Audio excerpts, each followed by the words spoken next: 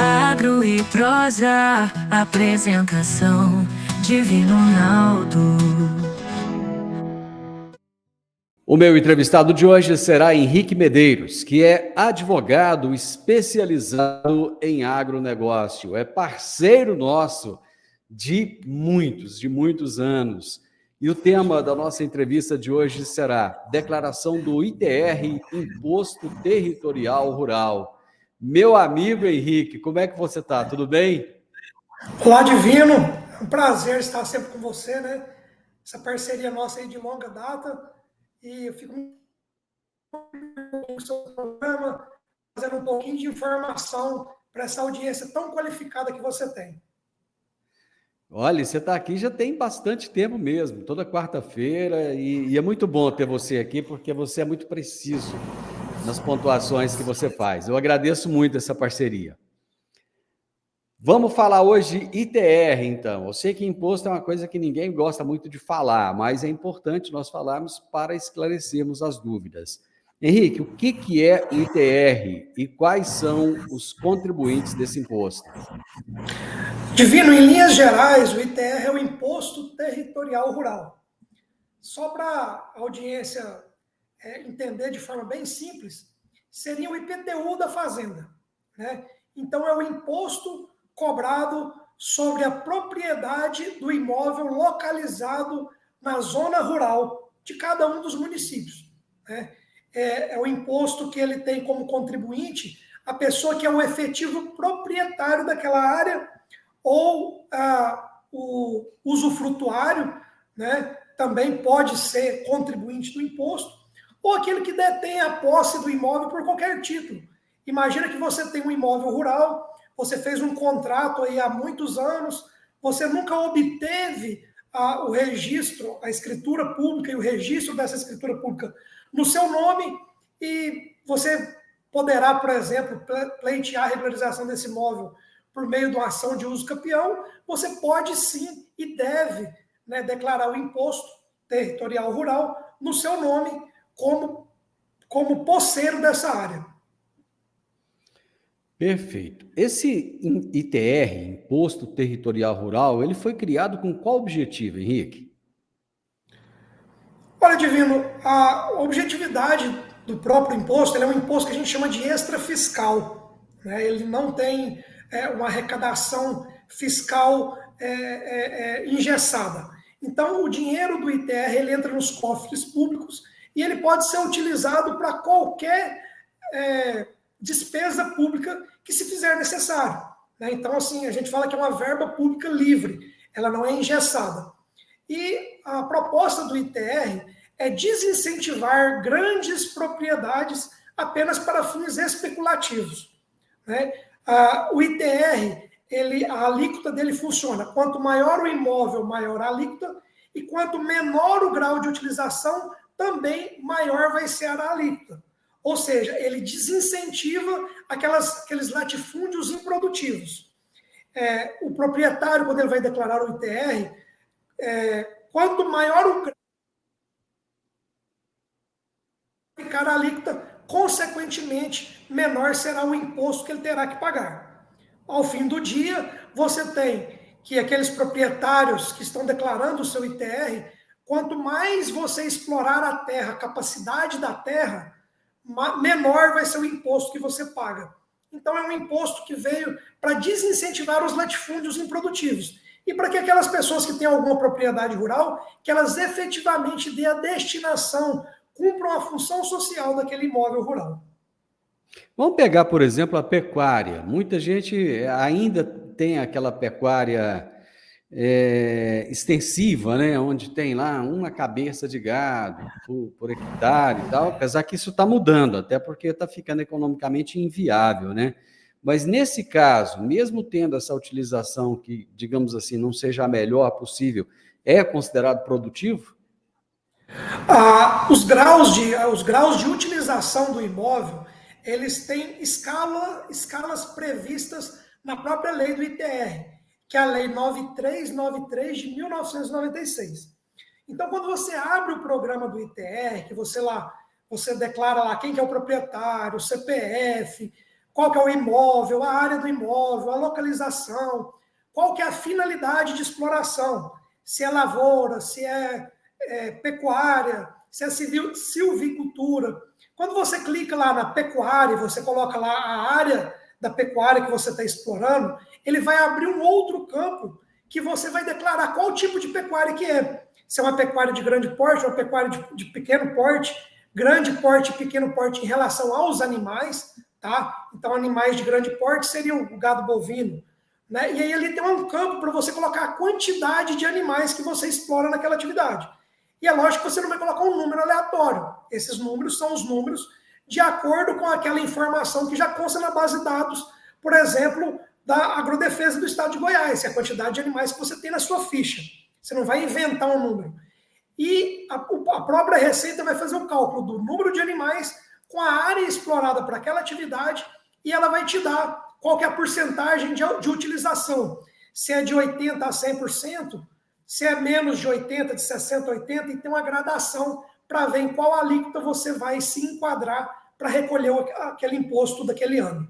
Lembrando, Divino, que a gente faz a declaração de 12 de agosto, esse ano, né, 12 de agosto até 30 de setembro, então é sempre nos meses de agosto a setembro, mas a Receita Federal todos os anos solta qual que vai ser a data correta para fazer essa declaração, mas a declaração é feita para aquela pessoa que é dona do imóvel em 1º de janeiro. Então, se eu sou dono daquele imóvel em 1º de janeiro, né, eu devo declarar. A declaração é feita lá nos meses de agosto e setembro, mas é referente àquela propriedade em 1º de janeiro. Mesmo que a pessoa tenha vendido essa propriedade posteriormente? Mesmo que a pessoa tenha vendido essa propriedade posteriormente. E aí, Divino, aqui é uma questão delicada, porque imagina você, eu compro uma fazenda do Divino, no mês de fevereiro de 2024.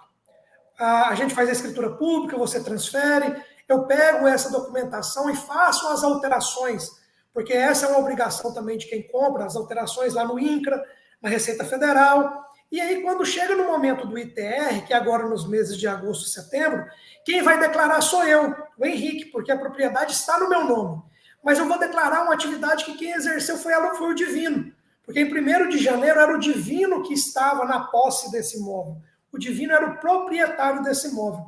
E aqui é uma questão até importante, e fica uma dica para os ouvintes que nos acompanham, quem nos assistem aí pelo YouTube, tá, Divino? Que você fez essa negociação, que você tenha um contato e forneça os documentos para o comprador. Até às vezes coloque isso no contrato de compra e venda, tá? A obrigação de fornecimento da documentação, que a declaração daquele ano vai ser feita em conjunto com informações prestadas por ambos, para que não haja uma notificação, uma questão de multa por alguma informação divergente, né, que possa causar algum problema para o atual ou para o ex-proprietário daquele imóvel. No caso de haver uma multa, quem é que pagaria? Divino, aí vai depender. Qual foi a ocorrência da multa? Eu prestei uma declaração e eu suprimi o valor do imposto? Ah, não, eu coloquei que a exploração era exploração pecuária, quando na verdade era agricultura.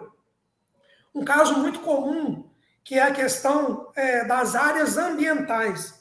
Área de reserva legal, a área de preservação permanente, que é a APP, essas áreas ambientalmente protegidas, elas são desconsideradas quando você vai fazer o cálculo do ITR. Então, você imagina uma área de 1.000 hectares. 20% dessa área, obrigatoriamente, ela é protegida ambientalmente. Então, vamos colocar ali 200 hectares. Mas, se eu não fizer o ADA, que é o Ato Declaratório Ambiental, eu não posso deduzir essa área na declaração do meu ITR, certo? Então, vamos imaginar que eu quero reduzir o imposto, e eu falo que eu tenho uma área ambientalmente protegida, mas eu não coloco o número do ADA lá na declaração do Imposto Territorial Rural. Eu posso, numa eventual fiscalização, tomar uma multa, uma fiscalização por conta disso. E aí, quem que fez errado? a gente vai ter que apurar a responsabilidade. Se foi do antigo proprietário que não tinha documentação correta, se foi do novo, que na intenção de reduzir a carga tributária, se utilizou de um artifício ali que não deu certo. Você falou aí de área ambientalmente protegida, eu me lembrei de um caso agora, esses incêndios que estão acontecendo. Então, muitas dessas áreas estão sendo queimadas. Então, tem muita área aí que existia até a semana passada, já não existe mais porque o fogo veio e queimou tudo. Como é que ficam essas áreas depois na declaração do ano que vem, por exemplo? Perfeito, Divino. Aqui é uma situação que eu quero até dar uma dica, que não é tanto do ITR, mas que serve até mesmo para o produtor se precaver. O produtor rural que tem a sua propriedade atingida pelo fogo, seja esse fogo criminoso, oriundo de uma rede elétrica, que veio de um vizinho, primeiro ponto, registre a ocorrência na polícia. Faça o registro da ocorrência. Se possível, acione o Corpo de Bombeiros para fazer um laudo. Acione a Secretaria do Meio Ambiente do seu município. Se possível, faça um laudo por meio de um profissional, um engenheiro agrônomo, um engenheiro ambiental, que possa atestar ali que aquela fazenda foi consumida por um fogo, de onde que veio esse fogo, até mesmo para instruir uma eventual ação de indenização. E trazendo isso para o ITR, nós temos uma questão que chama calamidade pública. E você trouxe muito bem o fogo, mas a gente pode utilizar, para ficar mais claro para a nossa audiência, a questão que aconteceu lá no sul, das enchentes, que retrata muito bem isso que você me perguntou. E tudo que eu falar aqui serve tanto para o incêndio, serve para uma seca severa, para uma perda de safra, e serve lá para a enchente. O que a gente precisa? Precisa ter um decreto do governo municipal falando que aquela área foi atingida, que houve uma calamidade pública. Essa calamidade pública ela tem que ser reconhecida pelo governo federal, certo? E a sua propriedade ela tem que estar dentro daquela área que englobou a calamidade pública. Porque você pode, por exemplo, ter um decreto de calamidade pública no município de Rio Verde que atinge somente a região do Monte Alegre, por exemplo, ou a região do Salgado, mas que não atinge todo o município. Se atinge todo o município, tudo bem. Se não, você tem que fazer prova que a sua propriedade está dentro daquela área atingida por aquele evento de calamidade pública. E lá no programa do ITR, há um campo que você coloca lá, olha, minha propriedade foi atingida por um evento, calamidade pública. E o programa do ITR, calamidade pública, tem que ser reconhecida pelo governo federal, ela vai verificar se naquele município realmente houve um evento de calamidade pública, se esse evento foi reconhecido pelo governo federal através de informações compartilhadas, e caso não tenha sido, caso não haja esses decretos, esses reconhecimentos, infelizmente não vai ser possível o reconhecimento dentro do campo do ITR. E aí cabe ao produtor guardar essa documentação para uma eventual fiscalização lá na frente. Vamos imaginar que o grau de utilização dele lá, ele não vendeu, a safra dele foi toda consumida. Quando pegou fogo na lavoura, não foi o caso, porque a gente sabe que na nossa região hoje está tudo empalhada, nós estamos na janela que não há lavoura, mas vamos imaginar que tivesse a lavoura de milho, que fosse toda consumida. Ele teria que provar que ele produziu, mas que ele não tem o produto porque ela foi consumida pelo fogo. Até mesmo para não reduzir o grau de utilização do imóvel dele e aumentar a alíquota do imposto. E caso ele sofra uma fiscalização, ele tem a documentação suficiente para se defender no âmbito administrativo ou judicial, caso necessário. Henrique, tem produtores que são pessoa física e tem produtores que são pessoa jurídica. Todos eles precisam declarar? Todos eles, Divino. A declaração é para o proprietário, independente se seja um CPF ou um CNPJ. Tá? Então é o proprietário, o possuidor a qualquer título, alguém que tem o domínio útil, usufrutuário, enfiteuta, seja CPF ou CNPJ, é obrigatório a declaração. E só para fazer um gancho aqui, nós falamos do ADA um pouquinho ali atrás, das áreas ambientalmente protegidas. Nesse ano de 2024, nós tivemos uma modificação muito importante na legislação. No mês de julho, no dia 22 de julho de 2024, foi publicada a Lei 14.932, que substituiu a exigência do ADA, que é o Ato Declaratório Ambiental, que é um ato que o produtor rural faz perante o IBAMA, tá? Ele substituiu esse ato pelo CAR, que é o Cadastro Ambiental Rural, que é exigido de todos os produtores rurais que tenham a sua propriedade, tá, Divino? E por que houve essa mudança na legislação? A jurisprudência já vinha caminhando nesse sentido. Produtores rurais que eram multados, que eram fiscalizados, porque declararam que tinham área ambiental, mas não apresentaram ADA, sofriam a fiscalização e eram penalizados, tá? Porque a lei exigia isso.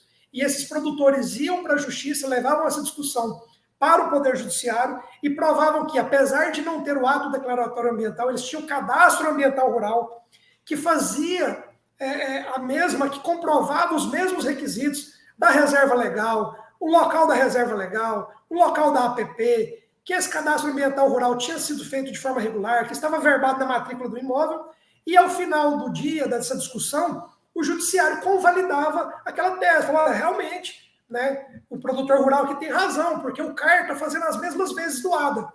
E o legislador, observando isso, substituiu, modificou a legislação, autorizando, não é uma obrigação, autorizando a substituição do ADA pelo CAR. E aqui eu trago uma curiosidade.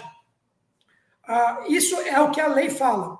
E a Receita Federal, todos os anos, ela solta uma instrução normativa demonstrando para como que vai se dar a declaração do ITR daquele ano. Qual que vai ser a data, como que vai ser a forma, alguma especificidade que precisa.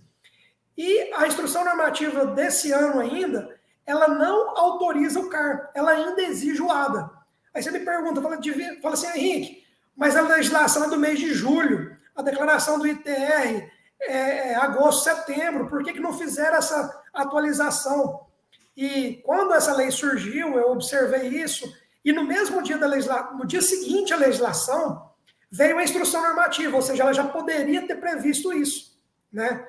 E aí nós fomos buscar, fui questionar o pessoal da Receita Federal, e aí a orientação que eles nos deu foi o seguinte, Henrique, o ITR é de agosto, setembro, mas ele refere-se a quem tem a propriedade em 1º de janeiro daquele ano. Em 1º de janeiro não existia legislação, então esse ano de 2024 ainda vamos exigir o ADA. Então, para todos os produtores que têm aí, que vai fazer a sua declaração, seu ITR, a gente orienta que esse ano ainda faça o seu ato declaratório ambiental perante o IBAMA e evite qualquer dissabor, qualquer fiscalização por conta disso. Quando eu era menino, tinha uma marca de prato que chamava Duralex. E tinha o lema deles era Duralex sed lex. A lei é dura, mas é lei. Então, é isso aí. E assim, acaba que eles têm razão, porque considerando que a legislação fala que o ITR é o proprietário em 1º de janeiro daquele ano, realmente, em janeiro não existia legislação. Então, eles não estão de todo errado, né? Digamos que eu tenha 20 mil, 30 mil metros quadrados, eu comprei um sítio dentro de uma fazenda. Então, eu tenho aquele pedacinho de terra ali. Aquilo é considerado área rural ou não? Divino, área rural é tudo aquilo que está na zona rural. A legislação do ITR utiliza o critério localização.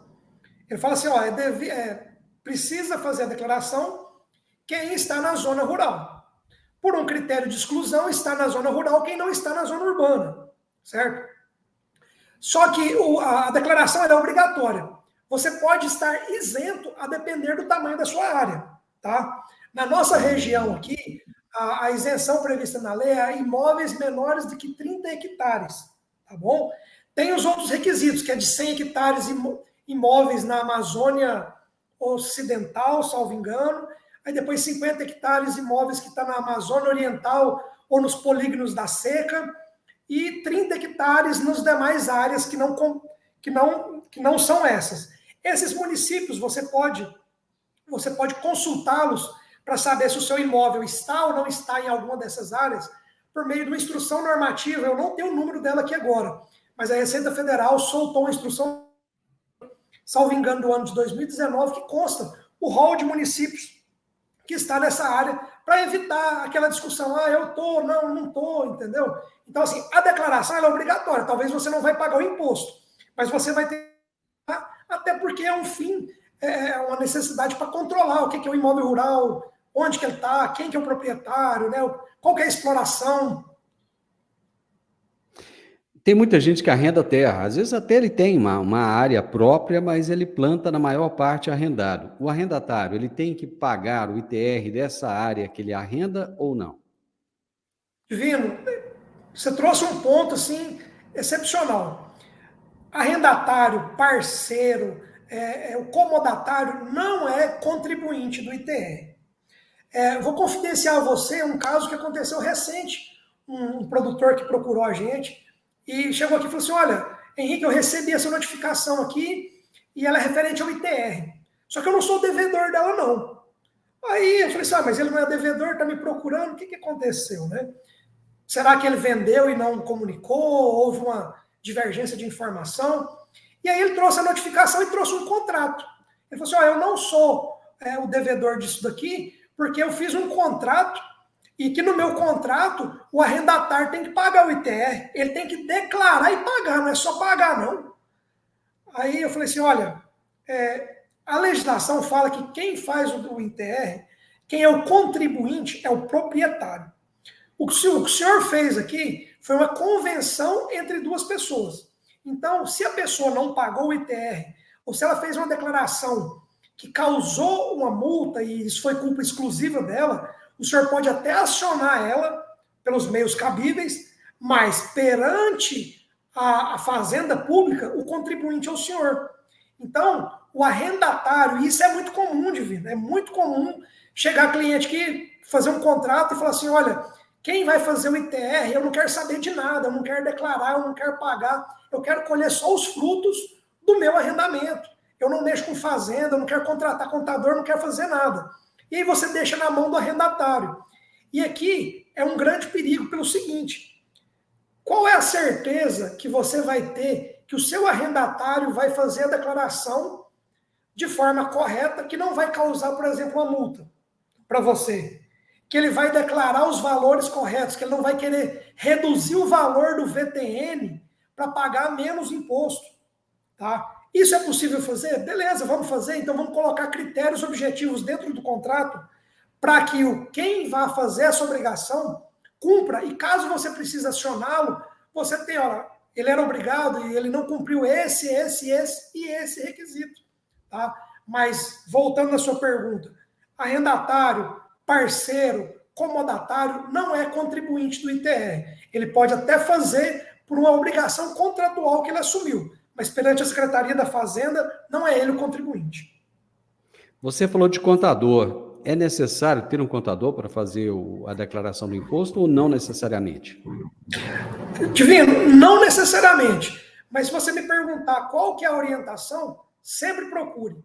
E procure alguém que tenha experiência, tá? Um contador que trabalhe nessa área rural. Porque, assim, quando você vai declarar o seu ITR, você tem dois campos. Primeiro, a declaração dos dados cadastrais. Então, você traz o número da inscrição desse imóvel na Receita Federal, a inscrição desse imóvel no INCRA, os dados de quem é o dono desse imóvel, se é um imóvel de uma única pessoa, se ele é dono de 2 ou 3 pessoas, ou seja, se há um condomínio nesse imóvel. Se houver um condomínio, você tem que colocar qual que é a porcentagem que cada um explora, qual que é o CPF ou o CNPJ do proprietário que explora aquela outra porcentagem, tá? E tem o campo que você coloca os dados do imóvel. Qual que é o valor do imóvel? Qual que é o valor do VTN? O valor do VTN é o valor de mercado desse imóvel. Então, eu tenho um imóvel que eu acho que ele vale, para fins de venda, R$1 milhão, certo?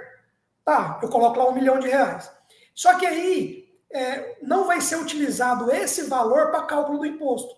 Por quê? Porque eu tenho que deduzir as benfeitorias que tem nesse imóvel, pastagens, cercas, galpões, silo, lavoura, floresta plantada.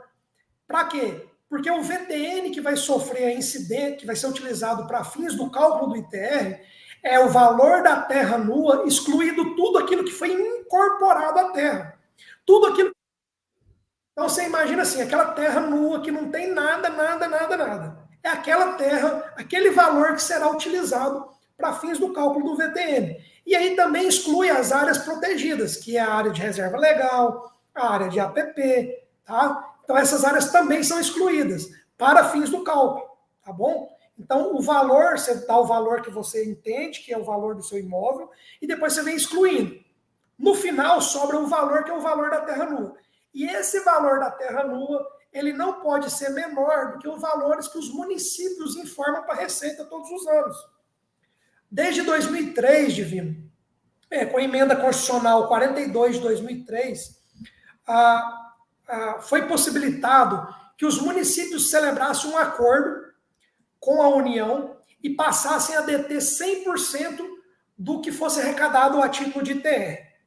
Antes disso, o ITR ele é um tributo federal, então ele é da competência da União. Então, 50% desse imposto era da União, 50% era do município de localização.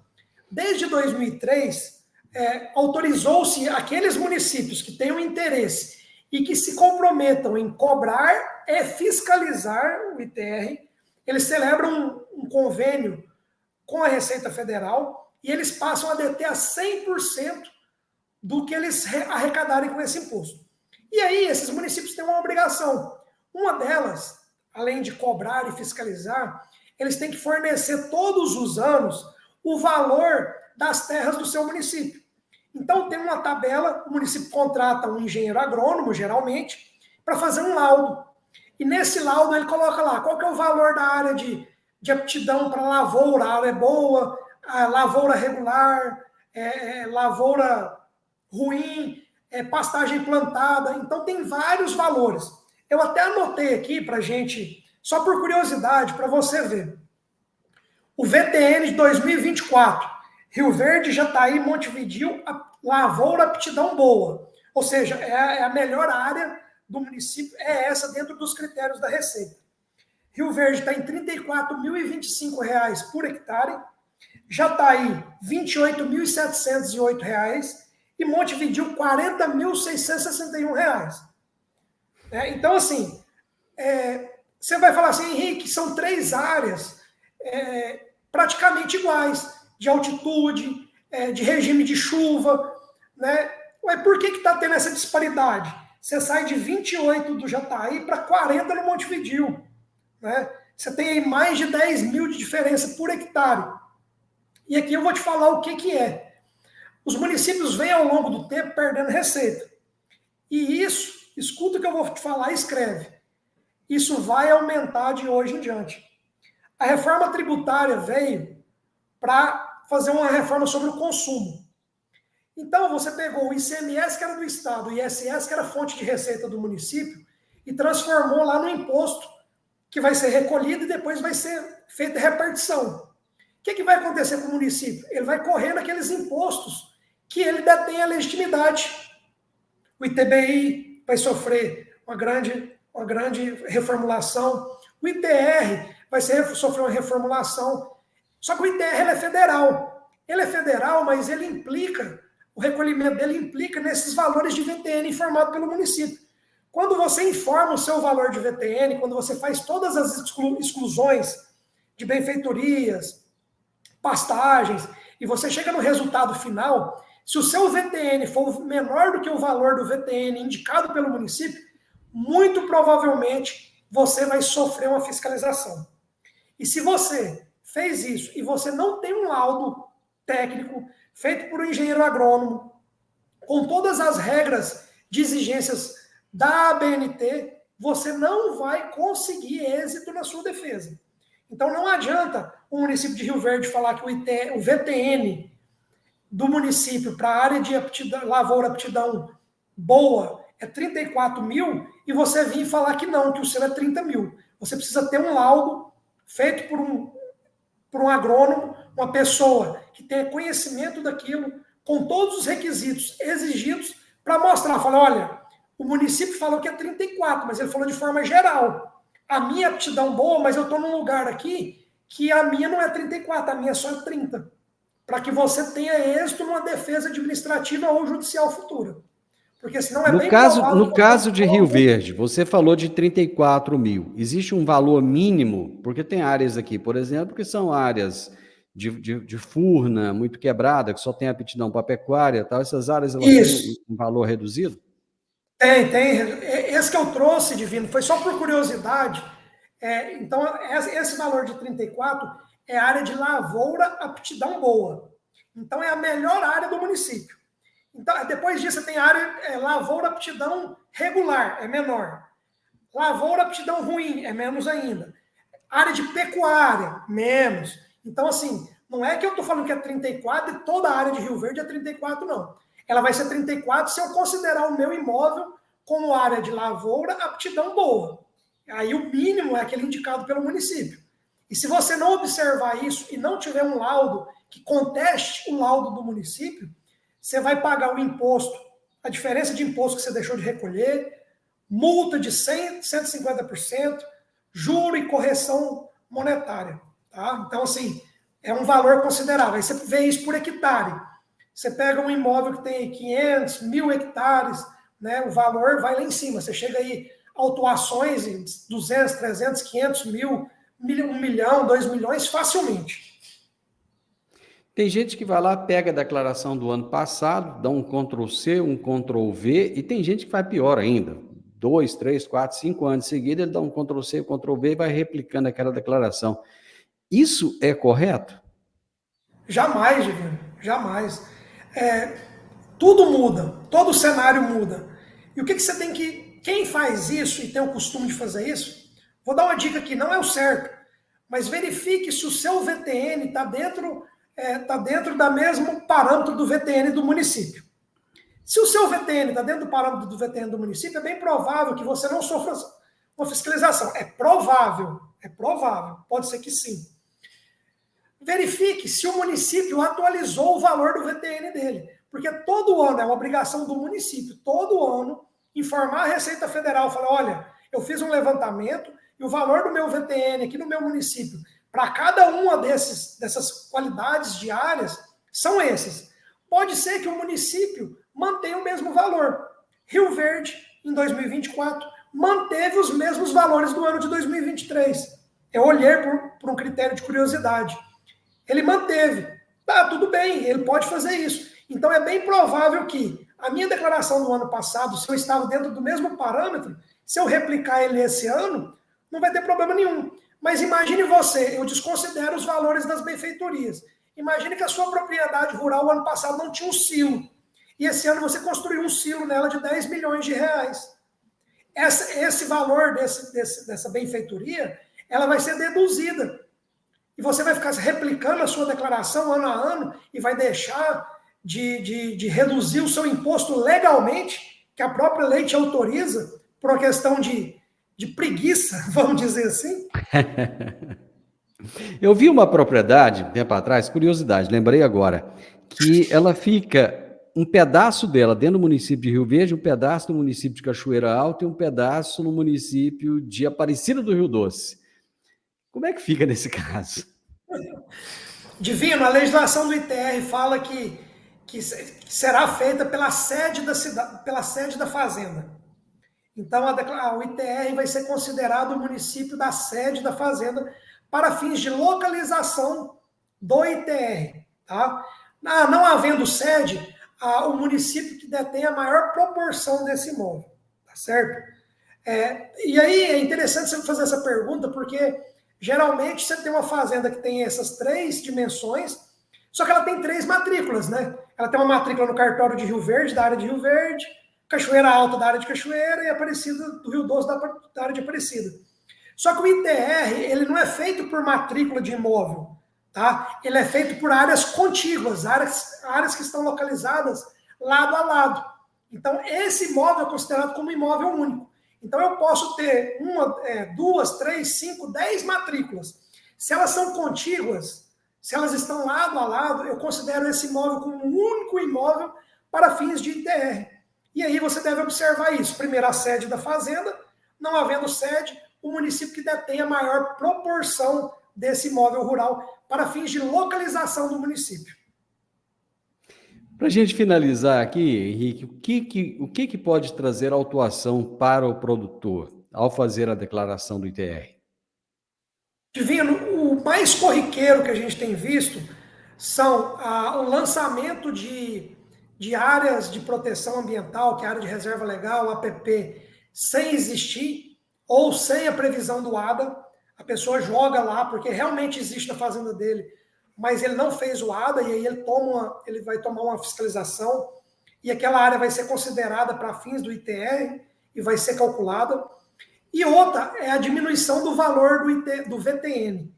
Pessoas que desconsideram esses valores informados pelo município, declaram seus imóveis rurais com valores muito abaixo desses parâmetros indicados pelos municípios, que não fizeram laudo para subsidiar essa declaração, e eles não vão ser multados, eles vão ser notificados, falando que, olha, aqui no município eu verifiquei que essa área que você declarou aí, essa aptidão que você explora, ela custa 30 mil reais.